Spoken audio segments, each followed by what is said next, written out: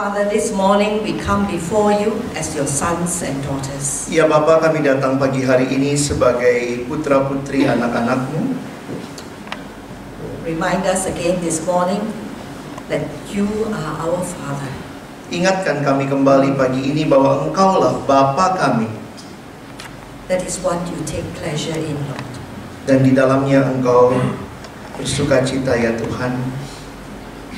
Open our eyes and open our hearts to you. Bukalah mata kami dan hati kami kepadamu. That we may hear your words of love, your words of peace. Sehingga kami boleh mendengar firman kasih karuniamu, firman kedamaian. Come, stir us with your Holy Spirit. Mari ya Roh Kudus, bekerjalah dalam kami. And help us, Lord, that we may indeed bow before you and know that you are the King of Kings. Dan kami boleh sungguh-sungguh bersujud di hadapan-Mu, mengakui, mengagungkan Engkau Raja di atas segala Raja. In Jesus' most precious name we pray. Di dalam nama Kristus yang indah itu kami berdoa. Amen. Amin. Good morning. Selamat pagi. Yesterday when I saw all of you, my heart was really very warmed and encouraged. Kemarin waktu saya melihat saudara semua, hati saya sangat dikuatkan. I saw the way that you were laughing. Saya lihat cara saudara tertawa kemarin.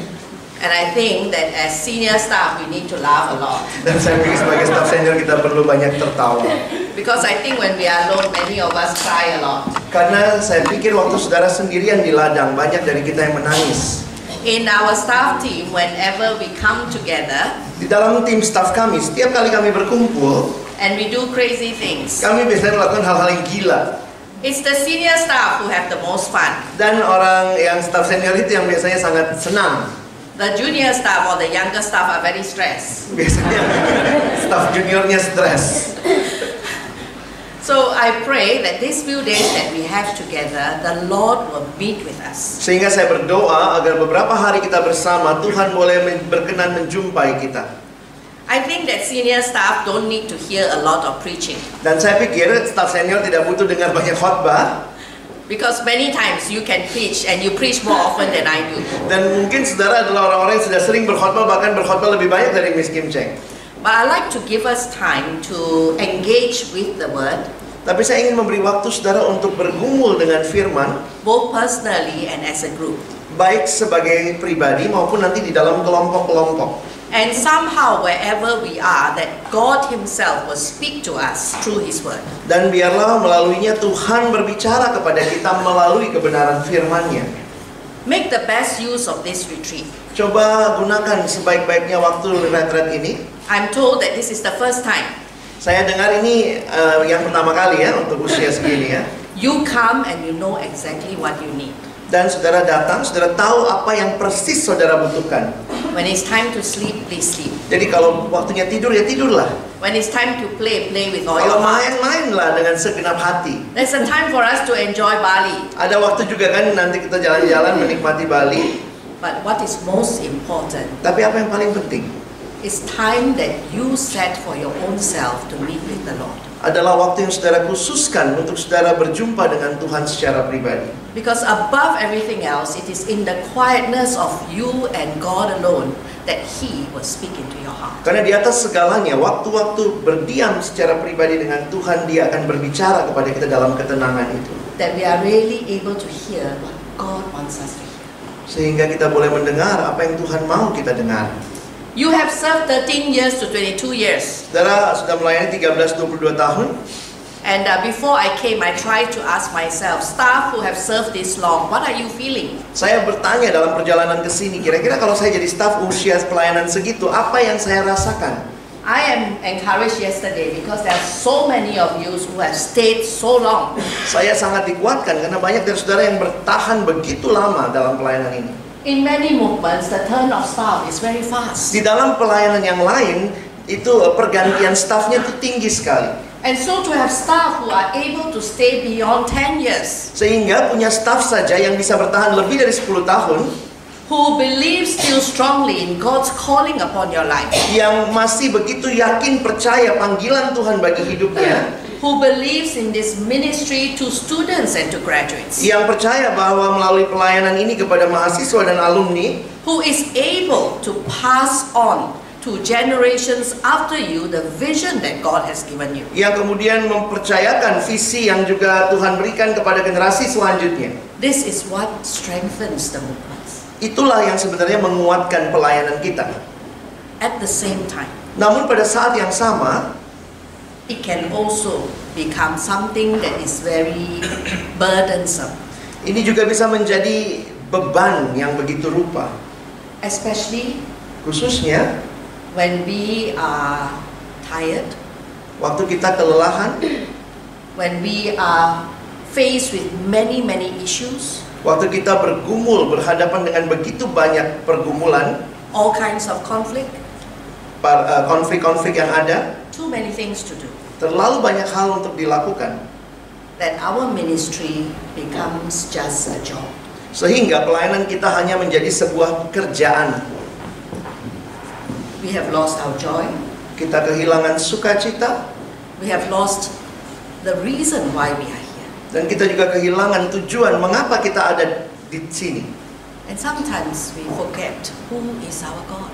Sehingga kadang-kadang kita lupa siapakah Allah kita itu. And so that can be a danger, a pitfall for all of us. Sehingga itu bisa menjadi kesulitan atau bahaya bagi kita. I stand here before you not as an expert, Saya berdiri di sini bukan sebagai ahli, saudara, because I'm not. karena saya bukan ahli.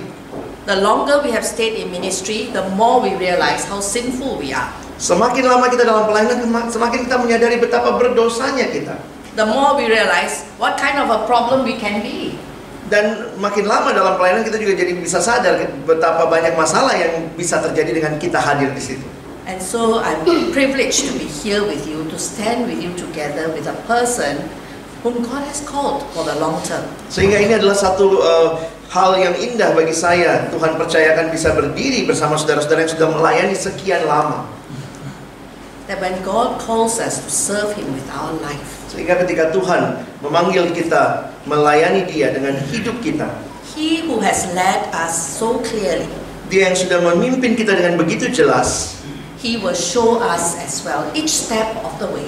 dan Dia pun juga akan menuntun kita langkah demi langkah ke depan. And when it's time for us to leave, He shows us as well. Dan bahkan kalau kita harus keluar pergi dari pelayanan ini, Tuhan pun akan menunjukkan jalannya. We leave because it is His time. Kita keluar atau kita pergi karena itulah waktunya Tuhan. We don't leave just because we have so many problems. Jadi jangan keluar hanya karena banyak masalah. The ministry is not meant to damage us or to damage people.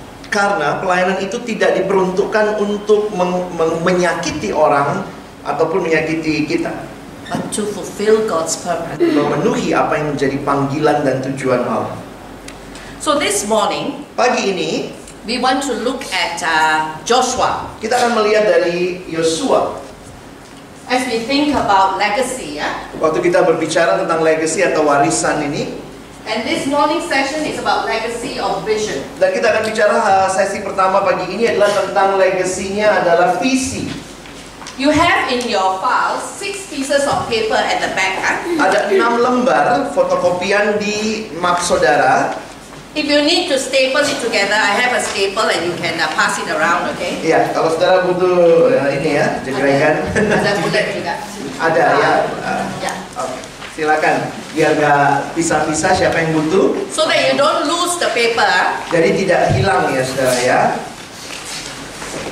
Yesterday when we began, Lina took us to Deuteronomy chapter 31. Kemarin ketika kita memulai, Lina menolong kita melalui atau membahas Ulangan 31. We hear the words of Moses to Joshua and to the people of Israel. Kita mendengar perkataan Musa kepada Yosua dan juga kepada bangsa Israel. He said 2 very important things. Ada 2 hal penting yang disampaikan. The first one, he told them, I am no longer able to lead you. Yang pertama, Musa berkata, saya tidak dapat lagi memimpin kalian. It is a very sobering and sad statement, right? Ini satu pernyataan yang sangat menyedihkan tentunya. At the end of his life in Deuteronomy 34, we are told that he still remains strong. Dan bahkan waktu kita membaca di akhir hidupnya di Ulangan 34 katanya Musa masih kuat. Humanly speaking, he can still go on. Jadi secara manusiawi harusnya Musa bisa terus melayani. But in God's plan, Tetapi di dalam rencananya Allah, Moses' time is up. waktunya Musa sudah selesai. And he says, I am no longer able to lead you. Sehingga Musa berkata, saya tidak bisa lagi terus memimpinmu. Then to Joshua he says, Dan kepada Yosua dia mengatakan, be strong and courageous, kuatkanlah dan teguhkanlah, for you must go with these people into the land. karena engkaulah yang akan berjalan bersama orang-orang ini masuk ke tanah Kanaan. So that was yesterday. Moses was speaking. Itu yang kemarin ya, di mana Musa yang berbicara.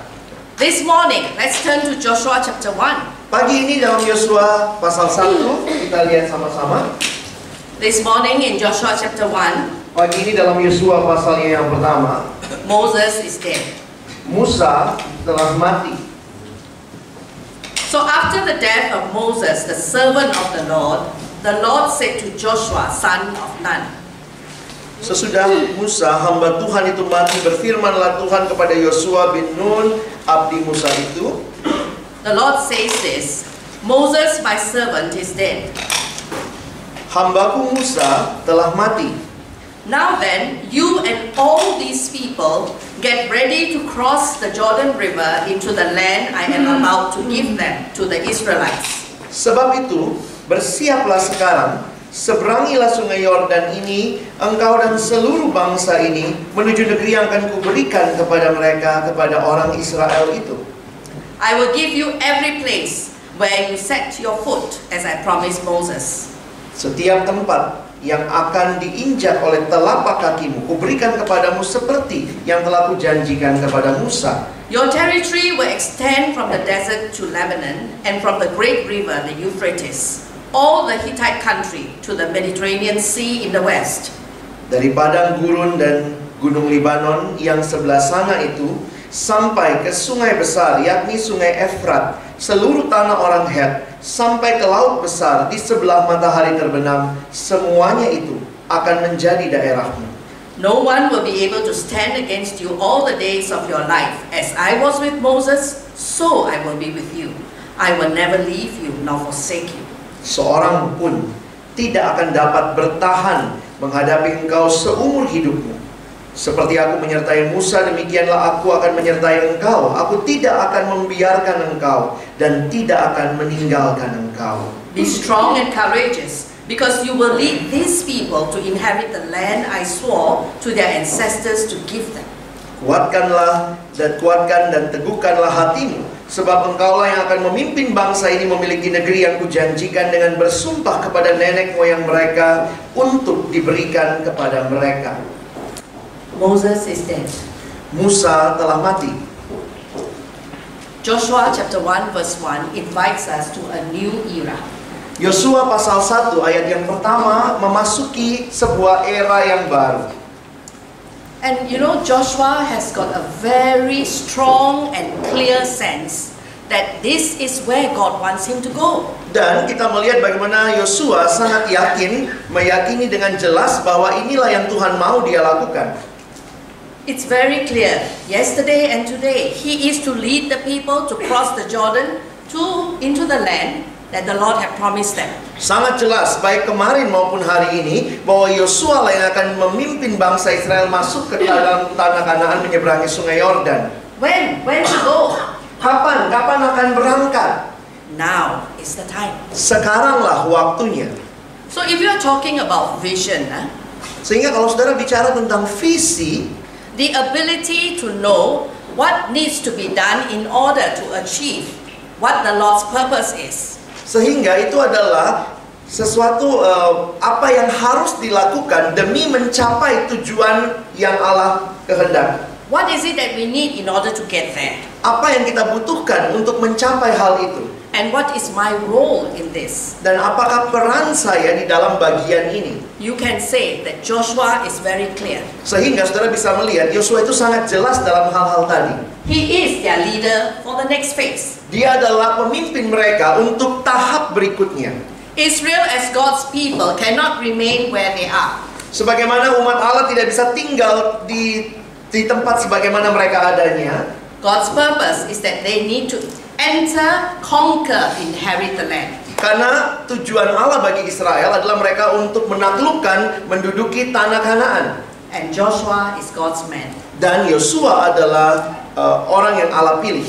So the book of Joshua itself, Sehingga buku Yosua itu atau kitab Yosua sendiri, I hope that all of us had time to read through the book. saya harap saudara sudah membacanya seluruh bagiannya. You realize that it is a book of hope, Sehingga saudara bisa melihat ini adalah buku pengharapan. of great expectation, Ada satu pengharapan yang ingin dicapai. a book of success. Satu buku tentang kesuksesan. If you read Numbers, for example, it's a book of many failures. Kalau saudara misalnya membaca kitab Bilangan, itu kitab yang banyak sekali kegagalan di dalamnya. But you read the book of Joshua and it is about success. Dan kalau baca kitab Yosua, ini tentang kesuksesan, Because keberhasilan. God's people were finally able to claim His promise. Karena umat Allah masuk dalam satu keyakinan atau bisa mengklaim janji Allah. I'm not sure if we were there, with Joshua, how we would feel. Saya nggak tahu tuh, saya nggak bisa bayangkan kalau kita bersama-sama Yosua waktu itu ya, gimana perasaan kita. When you realize that you are the generation that finally, inherits what God has promised. Membayangkan bagaimana ternyata saudara adalah generasi yang akhirnya mewarisi janji yang Allah sudah berikan sebelumnya. Joshua's name, Nama Yosua sendiri, his original name is Hoshea. nama aslinya adalah Hosea. You see this in Numbers chapter 13 verse Saudara bisa 8. lihat di Bilangan pasal 13 ayat 3, 16. His name is Hoshea. He's a leader of the tribe of Ephraim. Jadi di dalam Bilangan ini saudara lihat dia adalah pemimpin dari Bani atau suku Efraim. And it was Moses who changed his name from Hoshea to Joshua. Dan Musa lah yang dituliskan mengganti namanya dari Hosea menjadi Yosua. Numbers chapter 13 verse 16, we are told that. Pergantian nama itu di Bilangan pasal 3 ayat 16 kita 13, diberitahu. 13. Oke. And the meaning of Hoshea is salvation. Dan arti daripada Hosea adalah keselamatan. But Joshua means the Lord saves. Tetapi Yosua berarti Allah menyelamatkan. The other meaning, the Lord who gives victory. Dan arti yang lain, Allah yang memberikan kemenangan. So when you look at him, right, and his calling to lead God's people to inherit the promised land, and his name, which means the Lord gives victory. Dan kalau saudara lihat apa yang Yosua lakukan dengan memimpin umat Israel masuk ke tanah Kanaan, dan arti namanya adalah Tuhan memberi kemenangan. We see how his name is prophetic. Jadi kita bisa melihat bahwa namanya itu adalah sesuatu yang profetik sifatnya. It reminds him in his mission to claim God's land that God is the one who will give him the victory. Sehingga ini mengingatkan Yosua bahwa dia akan menaklukkan tanah Kanaan yang Tuhan janjikan, di mana Tuhan sendiri yang akan memberi kemenangan. I'm going to stop talking now Saya akan berhenti bicara sekarang, saudara, so that you can do some work. sehingga saudara bisa kerja nanti ya. Because as he leads God's people, there is before him a great task. Karena dia sebelum memimpin umat Allah yang dengan tugasnya yang besar itu, There's so many obstacles in front of him ada begitu banyak tantangan yang akan dihadapi Yosua di hadapannya. before they can finally say that we have succeeded. Sebelum mereka pada akhirnya berkata kami berhasil. And that's one thing about vision. Dan itu adalah satu hal tentang visi. You are completely aware of all the oppositions before you. Orang yang punya visi itu sangat tahu apa tantangan-tantangan yang ada di hadapannya. But you are able to see beyond the opposition to find hope. Tetapi engkau bisa melihat melampaui tantangan itu ada harapan. This is part of vision. Yeah? Inilah bagian juga dari sebuah visi. So we will spend time looking at this aspect for Joshua. Jadi kita akan melihat aspek ini dalam hidup Yosua. The other one is we want to also see, as we look back at Joshua's life, Dan bagian lain yang akan kita pelajari, kita akan coba lihat dalam hidup Yosua, what is it that went into shaping this vision in his life? bagaimana pembentukan visi ini dalam hidupnya. How did he become clearer and clearer? What is it that God wants him to do?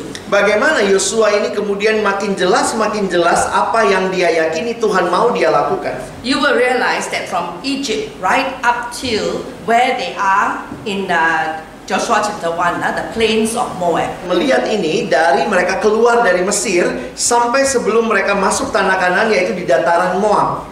It's a period of 40 years. Itu adalah sebuah tahapan 40 tahun. Kalau kamu kata beyond 22 is super senior, Kalau di kita kan 22 tahun ke atas super senior gitu ya. Joshua after 40 years is super duper senior. Jadi Joshua itu super duper senior ya. 40 years, yeah. 40 tahun loh. Shaping God's vision in his life. Itu pembentukan visi Allah dalam hidupnya. So we will look at these two aspects. Kita akan lihat dua aspek ini. Okay, now you have 8 groups here, yeah? Ada 8 kelompok saudara. Each group is going to do part of the work and then we will share together. Setiap kelompok akan melakukan satu bagian, nanti kita akan share.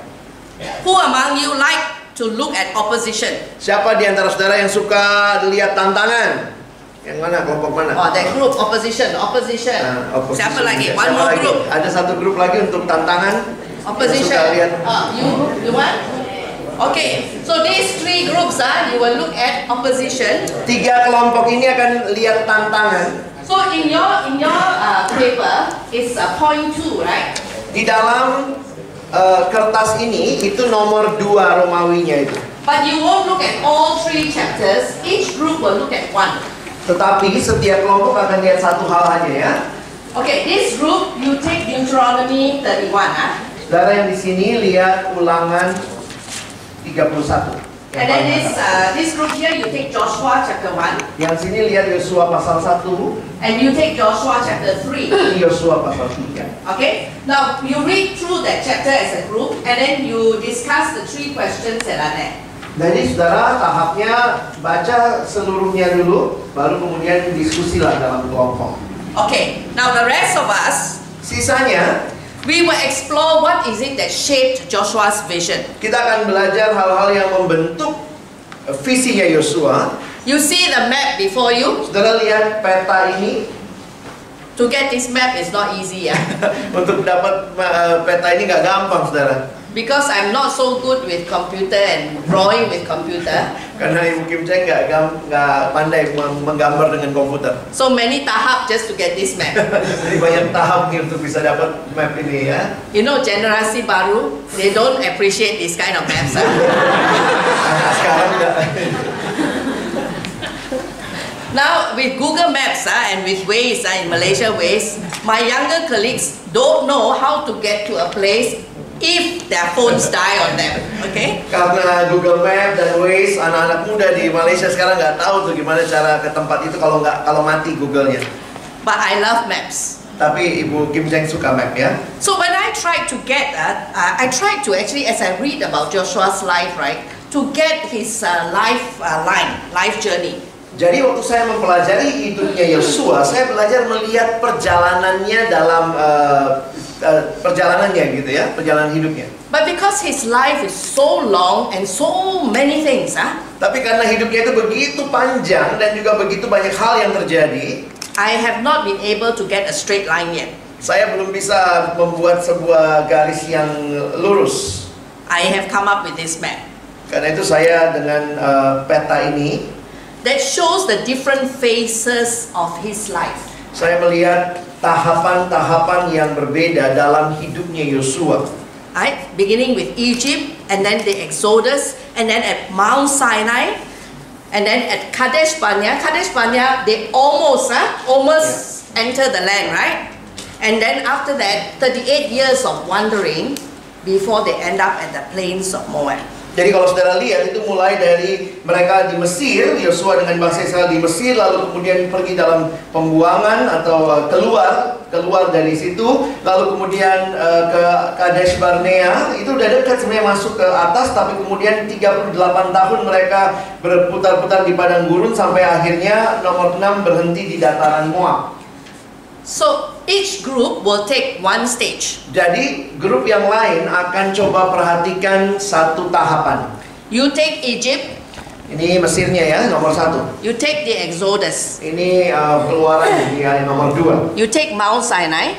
Yang ini Gunung Sinai yang ketiga ya. The group at the back you take Kadesh Barnea. Yang keempat Kadesh Barnea yang And belakang. then this group you take the wanderings and the plains of Moab.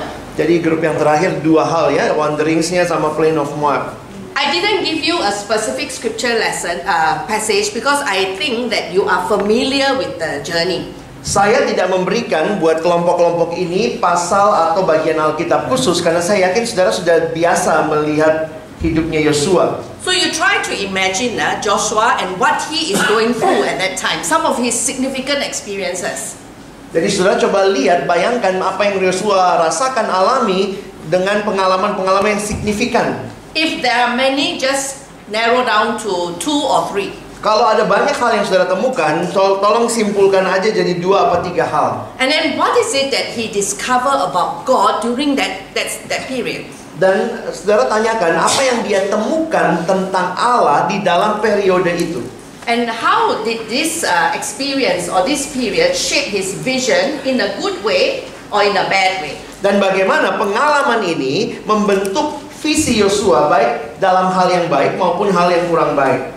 You okay? Saudara, oke? So I give you 20 minutes. 20 menit ya waktunya. Group discussion, Silakan setelah itu masuk grup diskusi kelompok.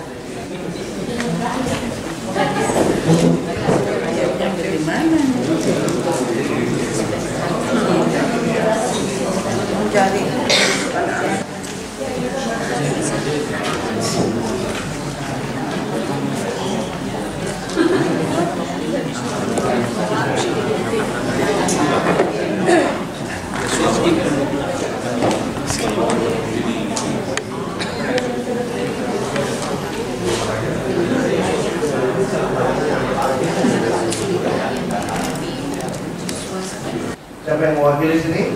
Try to be brief, 1 or 2 challenges. Harap dengan ringkas 1 atau 2 tantangan saja. Tantangan yang pertama dari sisi bangsa Israel sendiri, kalau dalam Ulangan bilang aku sendiri mengenal kedegilan dan ketegaran teguh dari bangsa ini, dari orang-orang yang dia pimpin. Yang kedua dari job desk yang harus dilakukan Yosua. Selama ini dia hanya menjadi pengembara bersama dengan bangsa itu. Sekarang dia harus masuk menaklukkan. Itu artinya tidak ada cara lain selain perang atau militer. Okay, so number 1, the people are a rebellious people. Yang pertama, orang-orang Israel adalah orang-orang yang memberontak. Deuteronomy 31, God has already told them these people after they go in are going to rebel. Dan di dalam Ulangan 31 dikatakan bahwa orang-orang ini ketika mereka sudah masuk tanah itu, Tuhan sudah bilang mereka akan melawan Tuhan. What are you going to do if you know the people, the students and the graduates you serve are going to rebel? Gimana kalau saudara tahu bahwa mahasiswa atau alumni yang kita layani akan melawan kita? What kind of spirit, what kind of encouragement for you to continue serving? Apakah ini sebuah penguatan untuk terus melanjutkan pelayanan? So one is the people that he will lead, they are rebellious. Jadi yang pertama tantangannya adalah orang-orang yang dia pimpin itu para pemberontak. Number 2, no other way except war. Dan yang kedua tadi, tidak ada cara lain selain perang. Joshua 1, what are some challenges? Sekarang Yosua 1 ya.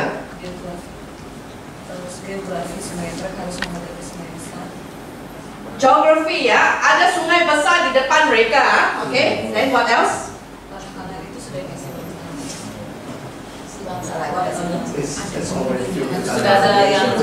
Oh, there are other people there. So you're going to take over their place. Jadi So this sudah is ada the orang second yang challenge. sudah tinggal di sana, berarti harus menaklukkan mereka, mengambil alih. Thank you. Joshua 3. Yosua 3. Yang pertama itu sungai yang dihadapi itu sungai yang sangat besar, apakah bisa mereka menyeberangi. Kemudian yang kedua, ini adalah awal kepemimpinan Yosua. Apakah mereka juga mau mendengar?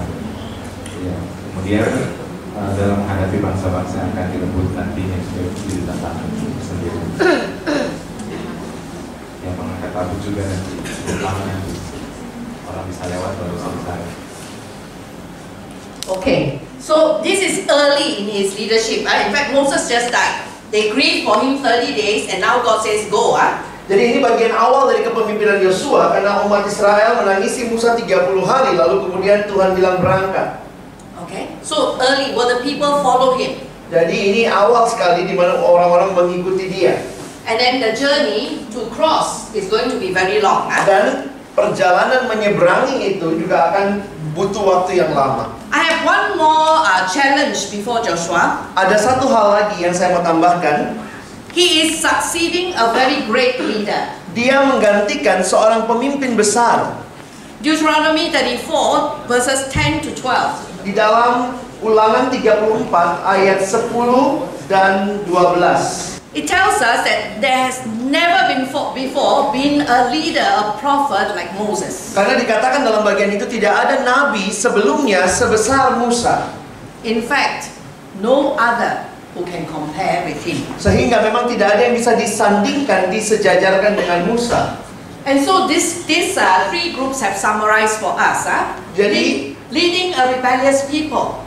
Jadi ini yang sudah disimpulkan, dia akan memimpin orang-orang yang memberontak. The land they will enter, there are other occupants. Ada orang-orang yang sudah duduk di tanah itu. No other way except war. Tidak ada cara lain selain perang. So you don't like war, you have to get out. Karena kalau saudara tidak suka perang, kalau nggak keluar.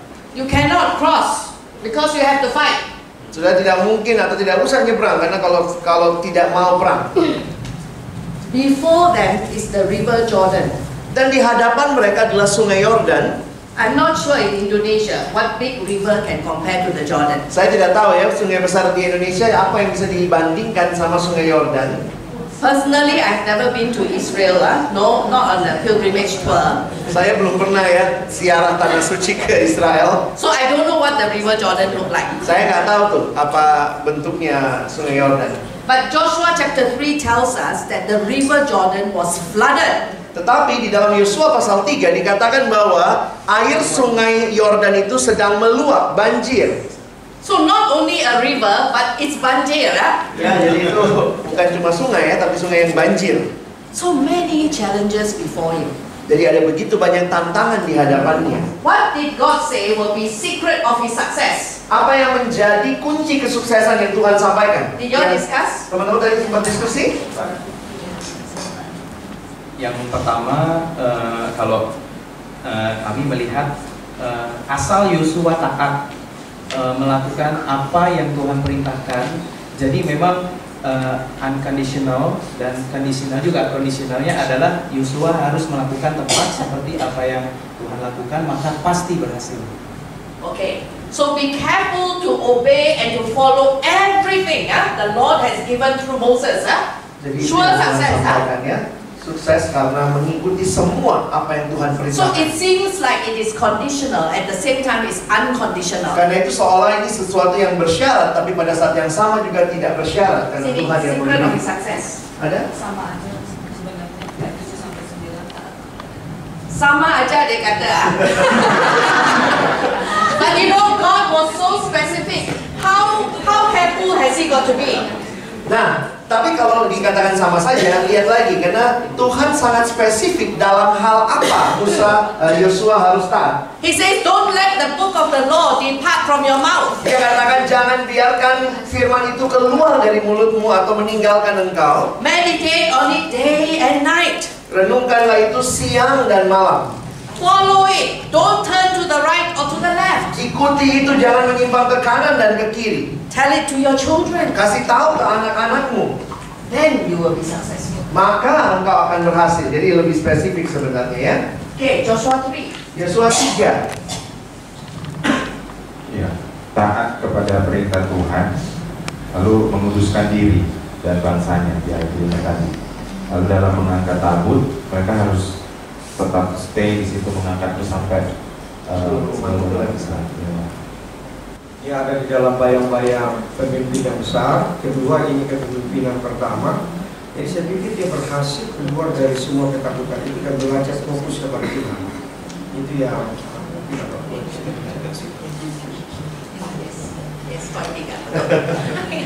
So be careful to obey. Be careful to obey. Be careful to follow. Perhatikan, dikatakan hati-hatilah mengikuti menjalaninya. This is emphasized in Deuteronomy 31, in Joshua chapter 1, in Joshua chapter 3. Dan tiga hal ini ditegaskan baik di Yosua bagian-bagian yang tadi dibaca. If God keeps repeating the same thing, it's not because God is old and naggy. Dan kalau Tuhan terus-menerus mengulangi hal yang sama, bukan karena Tuhan itu sudah tua dan kemudian kayak kakek-kakek yang suka nuntut. But it is so that they will remember. It is so important. Tetapi karena itu sangat penting untuk mereka ingat. But if you keep repeating yourself, Tapi kalau saudara terus ngulangi ke dirimu, what do the younger staff say of you? apa yang staf muda, kalau kamu terus ngomong hal yang sama, apa yang staf muda katakan tentang kau? Lupa.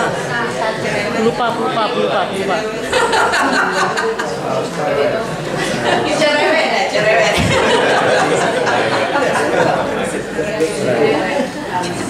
So if you have many things to say to young staff, and they tell you are cerewet, you pray to God that God will be cerewet to them. Jadi kalau saudara misalnya mau menyampaikan hal yang sama berulang-ulang pada staf baru yang muda, kalau saudara nggak sanggup, doa aja supaya Tuhan yang ulang-ulang ke mereka. Okay? You say one time, you say two times, stop. Jadi cukup 2 kali ngomong, diamlah staf ya. There is a philosophy of life. People need to learn from their mistakes. Dan ada filosofi juga bahwa orang belajar dari kesalahan. Then they will thank you one day. Maka satu waktu nanti dia akan berterima kasih pada saudara. So, be careful to obey. Be careful to obey. Ya, perhatikanlah untuk terus taat. But you know what is the one big secret of his success? Having been careful to obey. Tapi apa yang menjadi kunci kesuksesan Yosua ketika dia telah taat itu? What we see in these 3 chapters is that it is the Lord himself who will go with them and who will go ahead of them, who will cross the Jordan with them. Jadi kuncinya sebenarnya adalah juga Allah sendiri yang berjalan bersama mereka, memimpin mereka, Allah yang akan bersama mereka menyeberangi sungai Yordan. Itu yang kita pelajari dari 3 bagian tadi. The third group that I mentioned, the Ark of the Covenant. Di dalam kelompok yang ketiga tadi ada tentang tabut disebutkan. To the people of Israel, what is that Ark a symbol of? Bagi orang Israel, apakah simbol daripada tabut itu? God's presence. God's presence. It is a symbol to them that God is present with them. Dan itu adalah simbol bahwa Allah hadir bersama dengan mereka. And so, you know, in Joshua 3, how will God go with them? The tabut will go before them, ahead of them. And then the priest who hold the tabut will step in the river itself. Alright, and all the people will cross. Yeah? After everybody has crossed, the priest will take the tabut and come out behind them. Jadi kalau saudara lihat bagaimana tabut itu, itulah yang berjalan di depan mereka, lalu itulah yang kemudian akan diangkut para imam yang mencelupkan kaki lebih dahulu ke sungai Yordan, sampai kemudian ke tengah, air berhenti, tabut tetap di tengah, semua bangsa lewat dulu, baru tabut akan keluar dari sungai. So it is a very symbolic, very graphic way that God shows his people how he is with them. Jadi ini adalah satu gambaran yang sangat jelas terlihat apa yang Allah lakukan bagi umatnya. And so if they are careful to remember and to obey, they will be successful. Sehingga kalau mereka mengingat dan juga taat, mereka akan sukses. So what give him hope or encouragement? Just one thing. Apa yang membuat Yosua punya harapan? Satu hal aja. Visi janji Allah kepada Israel yang disampaikan dengan sumpah So the vision, so the experience remind them this is the same God. Jadi pengalaman ini mengingatkan mereka bahwa Allah yang sama yang bawa mereka dari Mesir keluar. Fokusnya adalah kehadiran Tuhan. Bersama-sama dengan mereka, fokusnya adalah Tuhan sendiri. So focusing on God to help him to keep focus, to give him hope. Ya. Jadi fokus kepada Allah itulah yang memberikan terus pengharapan. So here is a summary of the challenges before him. Alright. Ini adalah kesimpulan dari tantangan-tantangan yang dihadapi Yosua. Number 4, it says they have never been this way before. Dan nomor 4 dikatakan mereka belum pernah seperti ini sebelumnya. You will find this phrase in Joshua chapter 3. Saudara bisa lihat ini di dalam Yosua pasal 3 dituliskan ini. God's promise to go ahead of them because they have never been this way before. Allah berjanji akan berjalan di depan mereka karena mereka belum pernah mengalami hal ini sebelumnya. In our ministry, we will find many challenges, many experiences that we have never gone through before. Dan di dalam pelayanan kita pun kita menghadapi banyak hal yang kita belum pernah hadapi sebelumnya.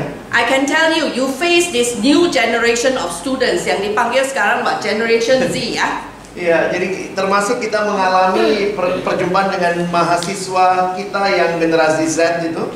Have you faced them before? Sudah pernah alami sebelumnya? It's a new generation. Ini generasi yang baru. Your younger staff in your staff team, Coba lihat staf paling muda di tim saudara.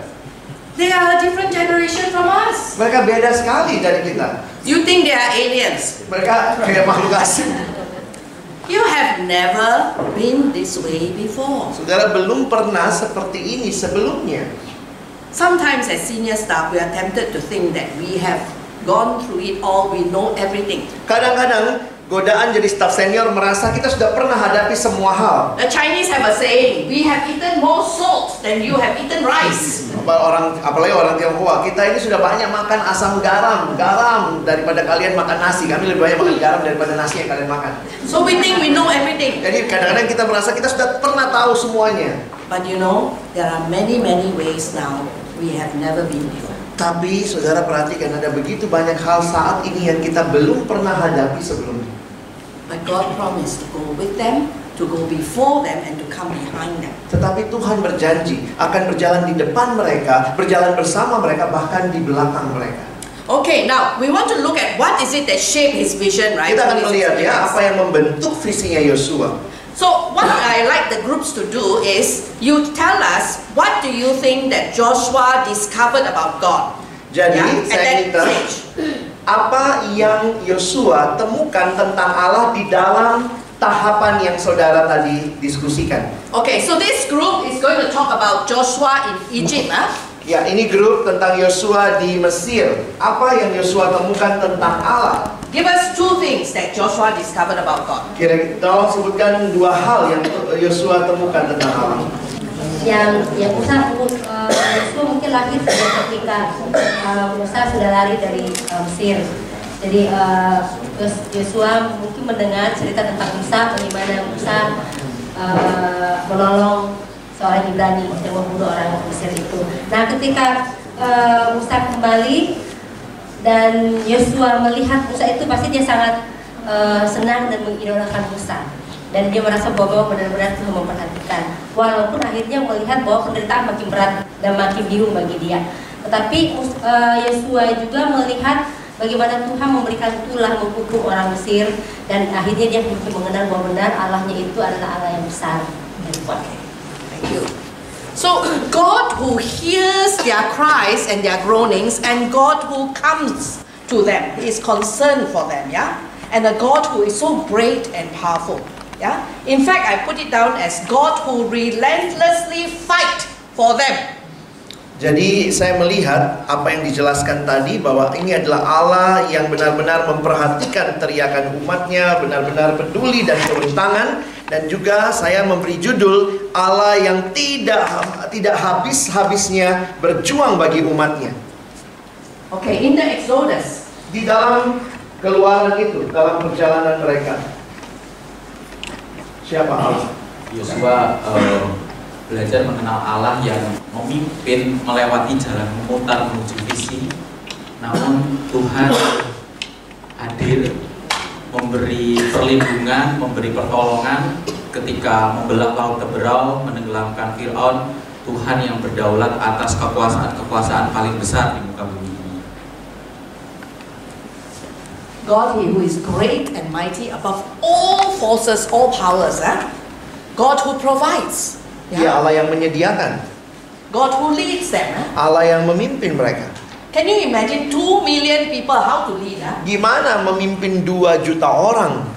And God leads them by a pillar of cloud by day and a pillar of fire by night. Dan Tuhan ini memimpin dengan tiang awan pada waktu siang dan tiang api pada waktu malam. Everybody can see. Sehingga semua orang bisa lihat. Okay. Here in the Mount Sinai itself, it's experience of God. Nah, ini pengalaman di Gunung Sinai.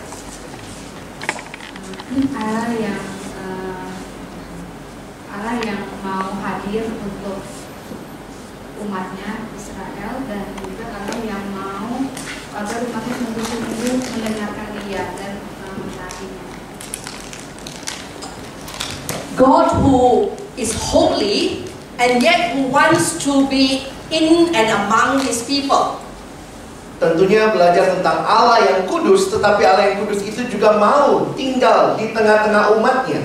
God who make covenant with them, He will be faithful to them, they to be faithful to Him. Allah yang mengikat perjanjian dengan umatnya, di mana Dia akan setia kepada umatnya dan mereka pun harus setia kepadanya. In fact, Exodus chapter 19, God says, "You yourself have seen how I have carried you on eagle's wings, Bahkan brought you to myself." di dalam Keluaran 19 dikatakan, engkau telah melihat bagaimana aku seperti membawa kamu di atas sayap Raja Wali.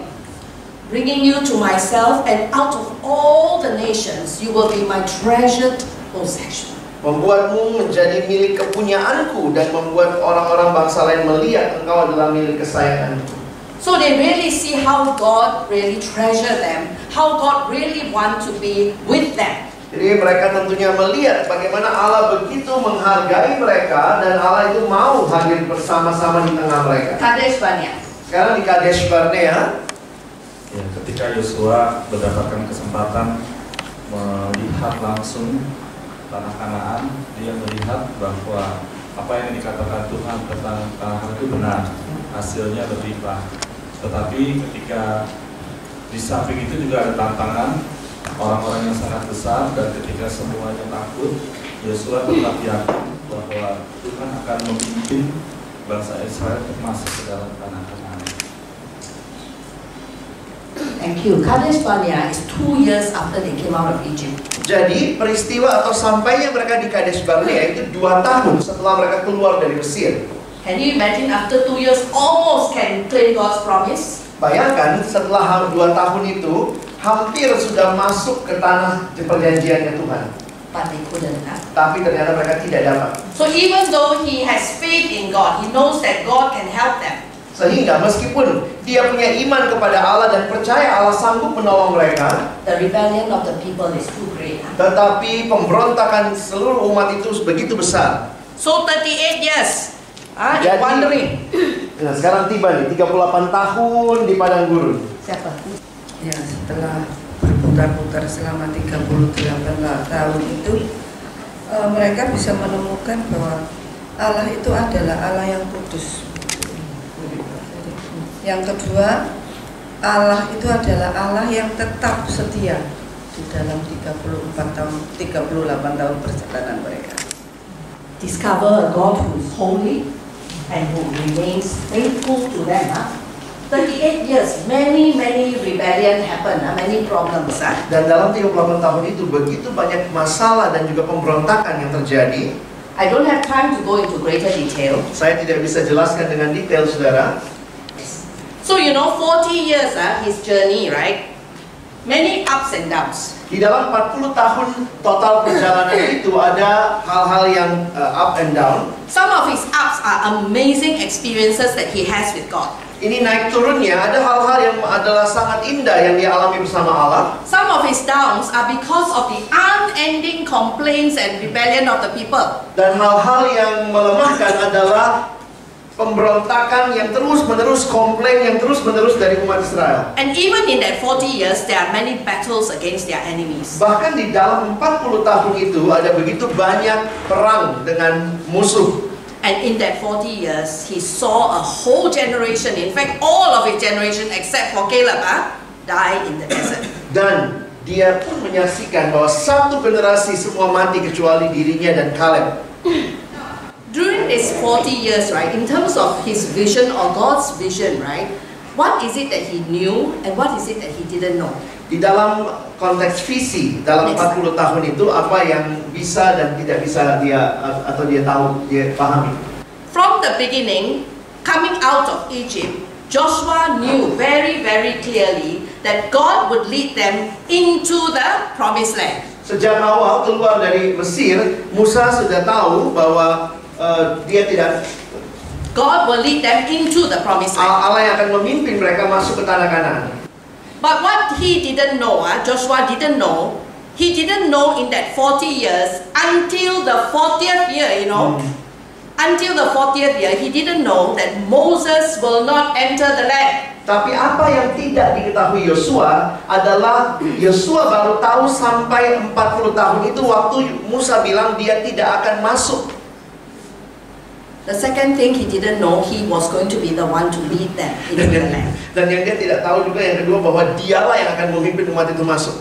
How did God's vision in him become so clear?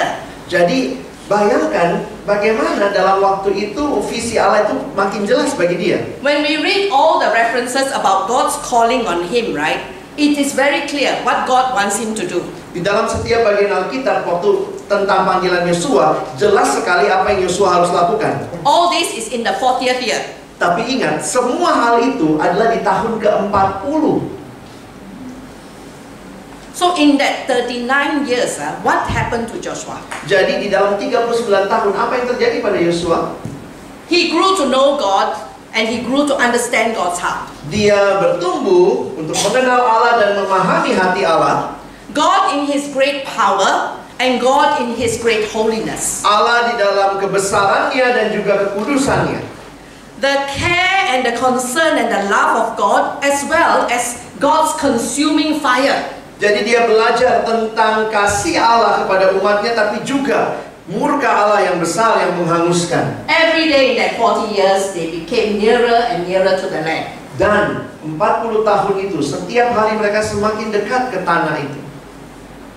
Every day in that 40 years until Moses died, Joshua was a faithful aid to Moses. Dan Musa atau Yosua dikatakan adalah abdi Musa terus-menerus sampai 40 tahun sampai Musa mati.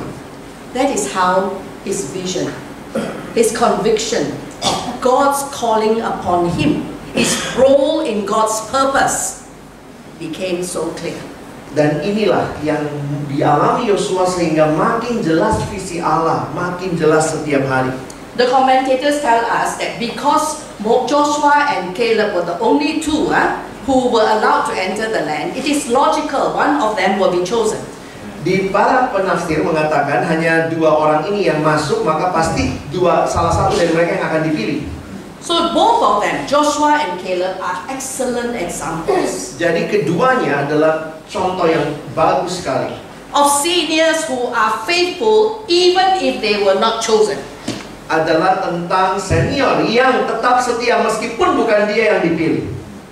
When we see Caleb in the book of Joshua, waktu kita lihat Caleb misalnya dalam kitab Yosua, after 40 years he says, I'm still as strong as I was at 40. Dia bilang setelah 80 tahun umurnya, dia bilang setelah saya masih kuat seperti 40 tahun. Hello, at 50 you don't feel like 20 anymore, right? Kan pada umur 50 udah gak kayak umur 20-an ya. But maybe different time, different zaman they call it. Tapi ya ini beda zaman ya. How do we inspire vision in others? Bagaimana kita menginspirasi visi bagi orang lain?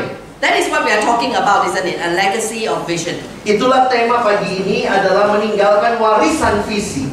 How God inspires it in us. Bagaimana Tuhan menginspirasi dalam diri kita. And how we are going to inspire it in others. Dan bagaimana kita akan menginspirasi bagi orang lain. Both Joshua and Moses. Keduanya Musa dan Yosua one of the important things they did for the people of God is to point them to God and what God has done for them.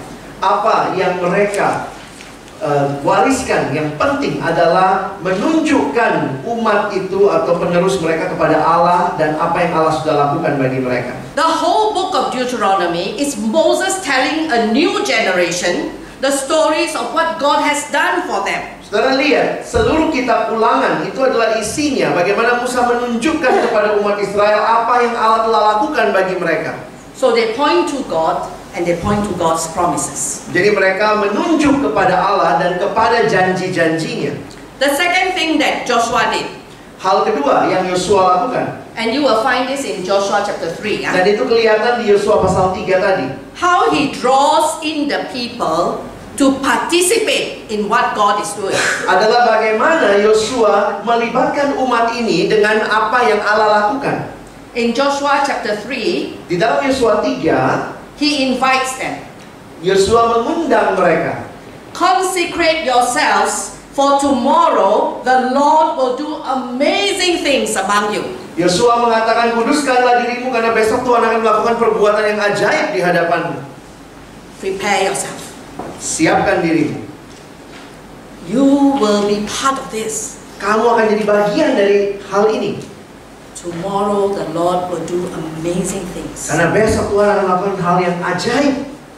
If you were part of the people, will you not feel inspired? Coba bayangkan kalau saudara jadi orang Israel waktu dengar kalimat Yosua itu, bukankah kita terinspirasi? Will you not be excited and want to be part of it? Bukankah saudara juga akan, wow, saya mau jadi bagian itu? The third thing about Joshua, hal yang ketiga, the way that he leads the people, he gave them very clear instructions, what to expect, what to do. Jadi hal ketiga adalah jelas apa yang Yosua perintahkan kepada umat itu, apa yang mereka lakukan dan apa yang harus mereka harapkan. This also you can see in Joshua chapter 3. Ini juga ada di Yosua 3 tadi. What is going to happen before them, how they are to follow, how they are to move. Jadi Yosua sudah kasih tuh petunjuknya, apa yang akan terjadi di depan mereka, apa yang mereka harus ikuti dan bagaimana mereka harus bergerak maju. And this is especially important in this time of uncertainty, of transition, of change. Dan ini menjadi penting sekali di dalam generasi saat ini yang banyak sekali perubahan dan banyak ketidakpastian. How he inspires them. Bagaimana Yosua menginspirasi umat itu. How he leads them. Bagaimana dia memimpin mereka. What about us? Bagaimana dengan kita? What is our vision for life and for ministry? Apa yang jadi visi kita untuk hidup dan pelayanan? And what is our vision being shaped by? Dan visi kita itu dibentuk oleh apa saja? From the time you first became a staff worker until now, how has your vision changed? Bagaimana sejak saudara awal menjadi staff sampai hari ini? Bagaimana visi saudara? Apakah ada hal yang berubah? Has it become clearer, more focused? Apakah makin jelas, makin fokus? Atau semakin blur and distorted? Atau makin gak jelas dan makin bingung? Okay, now your second sheet, your second worksheet. Silakan lihat lembar halaman kedua. Those of you who were at the intermediate staff retreat. Bagi saudara yang sudah ikut retreat staff Madya tahun lalu. 2 tahun actually. 2 tahun lalu ya. Oke. I encourage you all to look at your own life journey. Saya minta saudara untuk melihat perjalanan hidupmu. As senior staff. Nah, sekarang sebagai staff senior, I want to encourage you also to try and look at your whole life. Saya juga ingin mengajak saudara melihat keseluruhan hidupmu. But I want to focus here on just your years in ministry. Tapi saya ingin fokus di sini kepada tahun-tahun pelayananmu. It is important actually for us at important periods of our life to look back. Penting sekali di dalam tahapan perjalanan hidup ini kita lihat ke belakang kembali apa yang sudah terjadi. So when you look back at your life journey, you try to divide your life. If let's say kalau ministry 20 years, ini misalnya ya, kalau saudara sudah pelayanan 20 tahun, you can either divide into 5-year block or 10-year block. Saudara bisa bagi di dalam 10 tahun atau 5 tahun. Try to recall. Kalau cannot ingat because sudah dementia. Apa yang penting coba mengingat dalam tahapan itu. Cannot remember everything, it's okay, just remember what you can. Jadi tidak semua hal saudara bisa ingat. Coba ingat saja apa yang saudara masih ingat. My experience is once you start to recall, you find that slowly over time things start to come back. Pengalaman saya, setiap kali kita belajar mengingat-ingat, kalau sudah muncul satu hal, pasti yang lain juga muncul juga. As you talk to each other, you Coba remember sambil what you forget. ya, ingat, lupa gitu ya. So significant events, significant people. Lihatlah dalam tahapan itu apa peristiwa yang penting yang terjadi dan adakah orang-orang yang penting yang hadir. So you plot it for the whole of your years of ministry. Coba buatlah untuk seluruh tahun pelayananmu. Yang positif you put at the top, yang negatif put at the bottom. Kalau saudara menemukan hal positif, taruh di aksis yang bagian atas, yang negatif di bawah. The advantage of doing it like a graph. Keuntungan kalau kita nanti bisa menggambarkannya dalam bentuk grafik. After you have done everything, setelah kita melakukan semuanya, you can begin to see some pattern. Saudara akan melihat ada bentuk grafik yang muncul. Okay. Now from the pattern you want to study, and review. That's number 2. Nah, dari gambaran grafik itu ada yang akan saudara pelajari. Itulah nomor 2 di situ. What is the pattern? What that is repeated? Nah, saudara lihat hal-hal apa yang terulang. Were there times of change? Dan apakah itu menjadi waktu-waktu perubahan? Were there times of conflict? Apakah ada waktu-waktu konflik? If conflict, then you ask yourself, who do you have conflict with? What is the issue? Kalau ada konflik, maka tanyakan siapa yang atau apa menjadi konfliknya dan dengan siapa saudara berkonflik. Maybe for some of us, we see that the positive, many peluang in the ministry, Nah, mungkin bagi kita banyak yang melihat ada peluang-peluang dalam pelayanan. You may begin to see a pattern to it. Saudara pun bisa melihat ada patternnya, ada pola yang muncul. Okay. What are some in the 20 years dark night experiences? Nah, misalnya juga lihat dalam 20 tahun ini apa yang menjadi pengalaman-pengalaman yang seperti malam yang kelam. Okay. Then from beginning till end, right? When you look at your life, ask yourself, what have you lost? Dan waktu lihat semua itu, coba tanyakan hal-hal apa yang saudara kehilangan, yang hilang dari dirimu. And this comes up from looking at your life. Dan itu biasanya muncul ketika saudara lihat grafik hidup.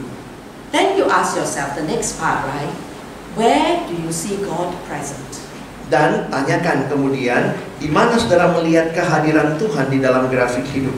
What was He doing? What did He want you to learn or discover? Apa yang Tuhan lakukan di bagian itu dan apa yang Tuhan mau saudara temukan di dalam setiap tahap itu? I hope that during this retreat, saya harap sepanjang retret ini, you will take some time to look at this. Saya harap saudara ambil waktu untuk melihat hal ini. It takes you maybe 90 minutes to 2 hours. Ini mungkin memakan waktu 90 menit sampai 2 jam for the beginning, sebagai permulaan. And then from there, when you begin to see pattern and other things, you may want to go deeper in reflection. Dan waktu saudara sudah melihat ada pola yang muncul, maka mungkin saudara mau masuk lebih dalam kepada refleksi yang mendalam. Take time also during retreat to speak to someone about your discoveries. Dan coba juga cari waktu di dalam retret ini setelah menggambar, saudara bicarakan apa yang saudara gambarkan kepada orang lain. One person, don't tell the whole group. Ya satu orang misalnya, kalau usah cerita sama semua orang. It is always good to be able to give voice to some of our discoveries and to pray together what God is showing you or what God wants you to see. Jadi indah sekali untuk waktu kita bisa share sama orang lain, saling mendoakan, juga melihat apa yang Tuhan mau kita lihat dalam hal ini. Often this is what I use with staff, and then after that I meet with them one-on-one. Ini biasanya yang saya minta staff lakukan lalu secara pribadi. Or in some of our student camps. Atau di dalam camp-camp mahasiswa kami. When we invite them to look at their life, after that we need to actually talk with them one-on-one. Jadi setelah kita minta mereka misalnya membuat hal seperti ini, jangan cuma disuruh buat, ayo ajak mereka ngomong satu persatu. To see and discern what God is wanting us to see and what needs to be redeemed in our lives. Untuk melihat apa yang Tuhan mau kita lihat secara spesifik, membedakan apa yang terjadi dan bagaimana melihat apa yang Tuhan mau kita kerjakan secara spesifik. This is a very important tool. Ini adalah alat yang sangat baik dilakukan. So I hope that you will take time. Saya harap saudara ambil waktu untuk mengerjakan. If you tell yourself you do this when you go home, Ada yang bilang nanti aja lah, kalau nanti pas pulang deh. I can be prophetic and tell you it won't happen. Saya bisa bernubuat itu nggak bakal terjadi. Too busy kan? Terlalu sibuk toh? Yeah, staff to staff, we understand each other. Ya, sama staff saling paham lah ya. I want to close and let's close in prayer. Mari kita tutup dalam doa. Father, we thank you for who you are. Ya Tuhan, kami bersyukur untuk Engkau. The way that you care for your people. Bagaimana Engkau peduli kepada umat-Mu. The way that you refuse to give up. Bagaimana Engkau tidak menyerah terhadap kami. The way that you bind yourself in covenant with us. Bagaimana Engkau mengikatkan dirimu dalam perjanjian dengan kami umat-Mu.